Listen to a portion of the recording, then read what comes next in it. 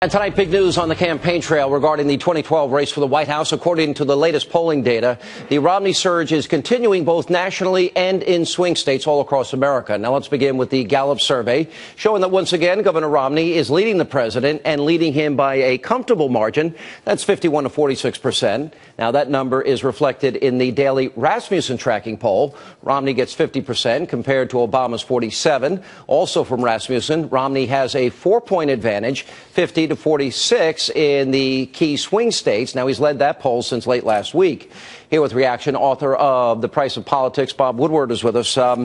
Before we get to the polls, Bob, I wanted to ask you, in light of reading your book cover to cover, and I really enjoyed it, and I've not enjoyed all your books, by the way. Some of them are pretty tough on people I like. But in all seriousness, in light of what you concluded with the president on economic issues and the grand bargain, and an opportunity missed. Here we've got this father at the top of the show tonight telling this story. We learned that they requested help, Americans under fire. They were denied these requests. This guy had to literally go against orders to save people. And for 7 hours, he went there fighting the fight and saving people's lives. Still, they were denied military assistance. What do you make of this? That somebody really needs to investigate it, and you can't have a self-investigation. You have to have somebody from the outside do it.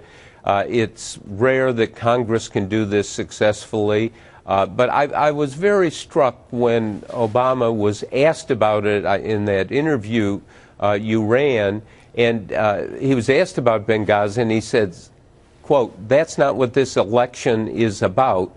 Well, that's a strange answer because for some people who want answers to this question, it's central to, are we getting good information? Is there straight talk coming out of the administration? And he should be an advocate for straight talk and getting to the bottom of it. And so when somebody asks about something that he doesn't want the election to be about, that's, you know, if you ask me a question, I say, oh, no, that's not what we should talk about, all kinds of alarm bells are going to go off. Yeah, I agree with your analysis, and your years as a reporter certainly back up that observation.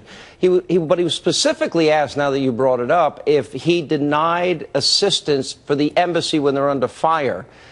This raises a whole question that came up during Watergate, which you're famous for. What did they know? When did they know it? Did he deny request?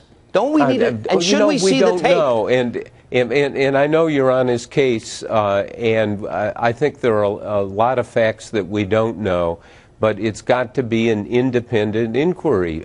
You know, if he was really serious about it, the president, he would say to the Attorney General, appoint an independent counsel to look at this and report to you about what happened. But the more people peel the onion on this, the more unanswered questions there are, and just flat out inconsistencies.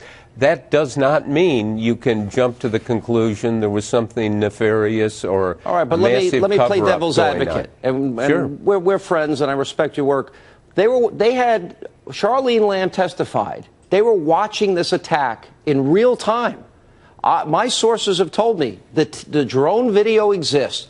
Audio exists. The audio that caused this brave Navy SEAL to go against orders to stand down. Audio exists, and video from the compound exists. Don't you think that in light of what was, you know, the ambassador requested security, was denied security, they called in for security the night this happened, they were denied multiple times? Don't you think we ought to see those tapes maybe before the election? Sure. Listen, anybody in my business is for transparency. Obviously, those are going to be classified videos and classified audio tapes, and so they can hide behind that. You know, in the remaining days before the election, I really wouldn't count on getting the kind of data that you would like. Yeah. But there should be an insistence, and this is what happened in Watergate. This is what happened in the investigations that have been successful, where all the hydraulic pressure in the political system build up and said, okay, the only way we can satisfy people is to have a real independent, gloves-off inquiry, and well, that's what we need here. 2 weeks later, the president was asked point blank if it was terror. He said no. And, in Watergate, clearly burglary, and nobody died. Yeah, and he's given inconsistent answers, and that needs to be ironed out. Yeah. In fairness, I've seen too many of these things over 40 years. Sometimes it turns out that there's massive concealment and deception, even criminality, and sometimes it's just incompetence. And, you talk about audio and videos. I can see that those would exist. Who was looking at it? When? State what Department, authority did they have? in real time. Well, but who in the State Department? Some guy on the 3 a.m. watch? But let the American people see it before the election. But I've got to roll, and I didn't have time to ask you about sequestration, but I'll bring you back next week if you're available. Okay, good. Thanks. And coming up, the